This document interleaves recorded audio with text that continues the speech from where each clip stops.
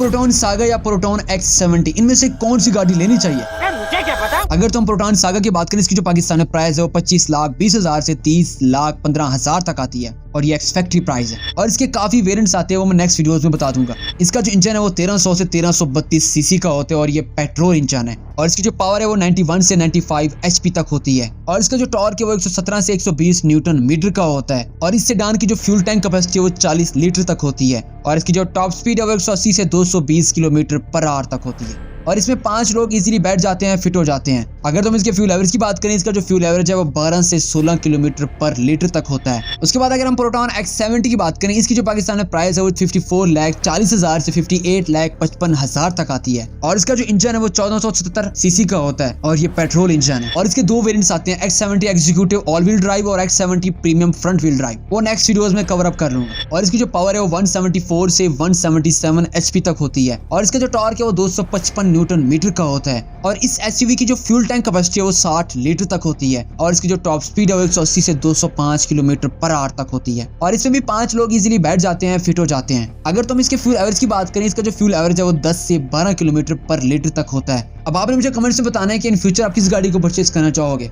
तो कल मिलते हैं अगली वीडियो में। अल्लाह हाफिज।